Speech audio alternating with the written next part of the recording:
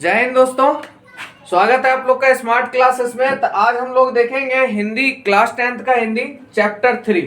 ठीक है, तो चैप्टर का नाम है बाबू भारत से हम क्या सीखें, जो कि क्या एक प्रकार का भाषण है। ठीक है, और इसके जो लेखक हैं वो है मैक्स मुलर। लेखक कौन है? Max Muller. भारत से हम क्या सीखे क्या है बाबू? भाषण। और लेखक कौन है? Max Muller. ठीक है, तो देखिए विश्व विख्यात विद्वान फ्रेडरिक मैक्स मुलर का जन्म, इनका जो जन्म था वो आधुनिक जर्मनी के डेवोस नामक नगर में। कौन से नामक नगर में बाबू? डेवोस नामक नगर में 6 दिसंबर 1823 ईस्वी में हुआ। कितने में? 6 दिसंबर 1823 ईस्वी में हुआ था जन्म किनका बाबू?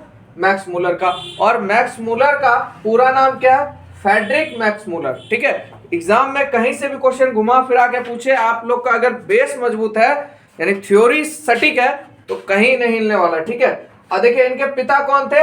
Wilhelm Müller. कौन थे बाबू? Wilhelm Müller. ठीक है, अब बात करते हैं स्वामी विवेकानंद ने इन्हें वेदांतियों का भी वेदांती कहा था। वेदांतियों का वेदांती किसे कहा था? मैक्स मुलर को। किसने कहा था? स्वामी विवेकानंद जी ने। किसने कहा था? स्वामी विवेकानंद जी ने मैक्स मुलर को वेदांतियों का वेदांती कहा था। क्या कहा था? वेदांतियों का वेदांती। ठीक है, और इनकी मृत्यु 18 अक्टूबर सन 1900 ईस्वी में हुई। इनकी मृत्यु कब हुई? 28 अक्टूबर सन 1900 ईसा पूर्व। ठीक है, ईस्वी में, सॉरी। अब बात करते हैं अगला लास्ट पॉइंट हमारा। लेखक ने सर्वविध संपदा और प्राकृतिक सौंदर्य से परिपूर्ण भारत देश को कहा। देखिए मेन इनको दर्शाना था भारत से हम क्या सीखे, यानी भारत के बारे में बताना था। ठीक है, तो इनका बताना ये था कि वो भारत के बारे में बताते हैं क्योंकि यहाँ की प्राकृतिक सुंदरता, उसका सौंदर्य भारत का इनको बहुत विचित्र कर दिया था। मतलब भारत की सुंदरता ने इन्हें इस तरह विचित्र कर दिया कि उन्होंने इस पे एक भाषण ही लिख दिया कि भारत से उन्होंने क्या क्या सीखा, यानी भारत से हम क्या क्या सीखे। ठीक है, तो सर्वाधिक संपूर्ण संपदा प्राकृतिक सौंदर्य कहाँ है बाबू? भारत देश को कहते हैं। कहाँ में है? भारत को, भारत में। और किस देश को कहते हैं ऐसा देश? भारत देश को। समझ गए आप लोग? अब चलिए चलते हैं, बस इतना आपको थ्योरी में था। अब इसका क्वेश्चन आंसर आप लोग को मैं करा देता हूं। ठीक है, इतना क्वेश्चन अगर आप लोगों ने कंप्लीट कर लिया तो आप लोग का इससे बाहर एक भी क्वेश्चन आंसर नहीं जाएगा। देखिए पहला क्वेश्चन है, समस्त भूमंडल में सर्वविध संपदा और प्राकृतिक सौंदर्य से परिपूर्ण देश भारत है, लेखक ने ऐसा क्यों कहा? इसके बारे में आपको बताता भाई लेखक ने ऐसा क्यों कहा। तो आइए क्वेश्चन की तरह आंसर की तरफ हम चलते हैं। देखिए मैक्स मुलर जब भारत की भूमि पे आया तो उसको यहाँ की धरती पर स्वर्ग जैसा अनुभव हुआ। मैंने बोला था ना, मैक्स मुलर घूमने आया था, उसने भारत का भ्रमण किया और भारत की स्वतंत्रता मतलब सौंदर्यता को देखकर वो एकाग्रचित हो गया। यानी देख के वो देखने मतलब देखता ही रह गया। जैसे होता है ना किसी को देखने के बाद आंखें चौंधरा जाती है, भाई देखते ही रह जाते हैं, ठीक उसी तरह। और उसी को उन्होंने यानी मैक्स मुलर ने अपने शब्दों में व्याख्या किया। ठीक है, मैक्स मुलर जब भारत की भूमि पर आया था उसको यहाँ की धरती पर स्वर्ग जैसा अनुभव हुआ। यहाँ के इतिहास, रहन सहन, रीति रिवाज, भाषा, साहित्य तथा पुरातत्वों, ठीक है, तत्वों को देखकर उसने जो आनंद प्राप्त किया उस आनंद को भाषा के रूप में व्यक्ति, ठीक है, जो उन्होंने आनंद पाया था उसे भाषा के रूप में उन्होंने क्या किया? व्यक्त करते हुए महान दार्शनिक मैक्स मुलर ने कहा, यानी जो उन्होंने देखा अपनी भाषा में व्यक्त करते हुए महान दार्शनिक मैक्स मुलर ने कहा कि समस्त भूमंडल में सर्वविध संपदा और प्राकृतिक सौंदर्य से परिपूर्ण देश है तो सिर्फ कौन? भारत देश। हमारा कौन सा देश? भारत देश, जिस देश में हम लोग रहते हैं। ठीक है, अब प्रश्न 2 पे चलते हैं बाबू हम लोग। तो देखिए लेखक की दृष्टि में सच्चे भारत के दर्शन कहाँ हो सकते हैं और क्यों? लेखक की दृष्टि में सच्चे भारत के दर्शन कहाँ हो सकते हैं और क्यों? तो देखिए अगर कहा जाए, अगर से देखा जाए सच्चे भारत का दर्शन और कहाँ पाया जाए तो सबसे मजा आता है देखने में कहाँ?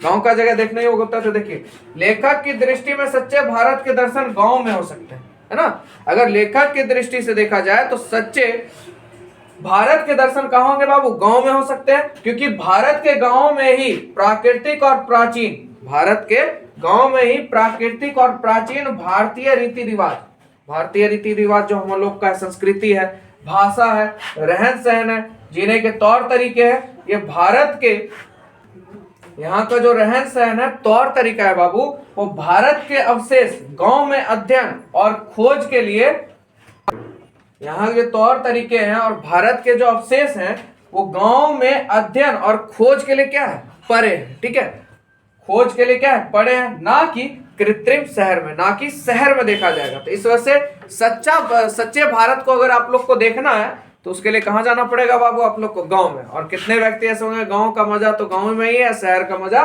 शहर का है, अपना अपने हिसाब से अपना अपना सिस्टम है। ठीक है, चलिए अगला क्वेश्चन देखते हैं। अगला क्वेश्चन है बाबू, लेखक ने किन विशेष क्षेत्रों में, मैंने वही क्वेश्चन लिया है जो आपके लिए इंपॉर्टेंट है, टोटल क्वेश्चन मैंने नहीं बताया।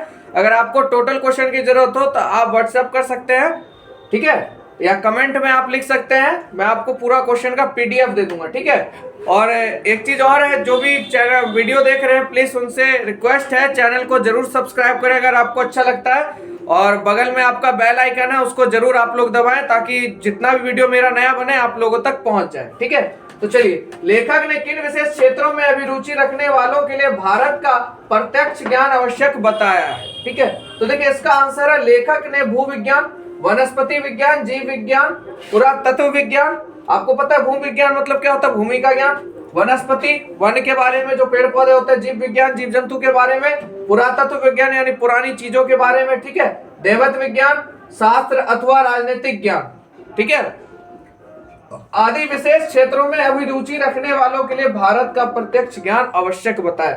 इन सब में जो रुचि रखते हैं उनका ज्ञान क्या है, प्रत्यक्ष है। ठीक है, तो चलिए क्वेश्चन नंबर 5 पे चलते हैं हम लोग। कहता है, लेखक ने वॉरेन हेस्टिंग्स से संबंधित किस दुर्भाग्यपूर्ण दुर्घटना का हवाला दिया और क्यों।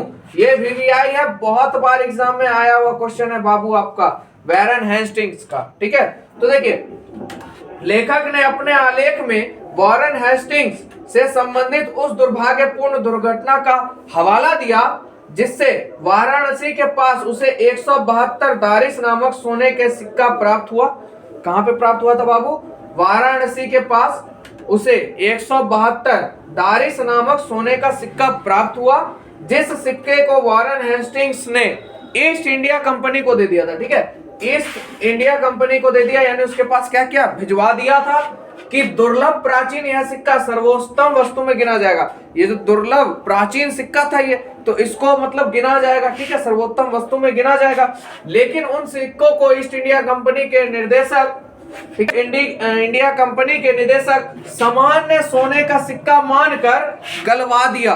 ठीक है, समान सोने का मतलब सोचो नॉर्मली है, उसको क्या किया, गलवा दिया। जब तक वॉरेन हेस्टिंग इंग्लैंड वापस आए सिक्का गल चुका था। ठीक है, तो मैक्स मुलर ने इस दुर्भाग्यपूर्ण दुर्घटना का हवाला इसलिए दिया कि पुनः किसी से ऐसी दुर्घटना की पुनरावृत्ति नहीं हो।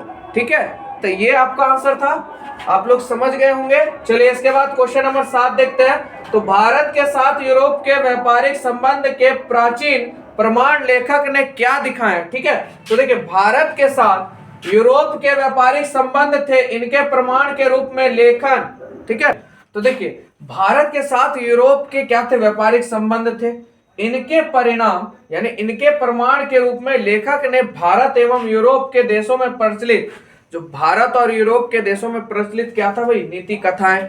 ठीक है, यूरोप के देशों में प्रचलित नीति कथाओं एवं दंत कथाओं और शाहनामा को क्या बनाया, आधार बनाया। इससे प्रूफ किया कि भाई यूरोप के साथ भारत के व्यापारिक संबंध थे। तो आप लोग को समझ में आया क्वेश्चन आंसर।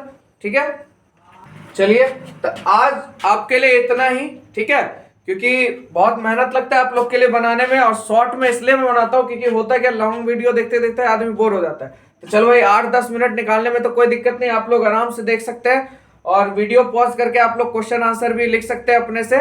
समझ में जिनको प्रॉब्लम है या जिनको मतलब कुछ दिक्कत है कि समझ में नहीं आ रहा है, तो प्लीज आप लोग कमेंट कीजिए, क्योंकि आप लोग जब कमेंट कीजिएगा तभी पता चलेगा भाई मैं जो समझा रहा हूँ आपके कितने समझ में आ रहा है। ठीक है, और मेरा प्रयास है आप लोग का रिजल्ट भी अच्छा हो और आप लोग की पढ़ाई भी अच्छी तरीके से हो। ठीक है, जो भी चैनल पे नए हैं वो प्लीज चैनल को सब्सक्राइब कर लें, बेल आइकन जरूर दबाएं, दोस्तों में जरूर शेयर करें। मिलेंगे आप लोगों से नेक्स्ट वीडियो में, आज के लिए इतना।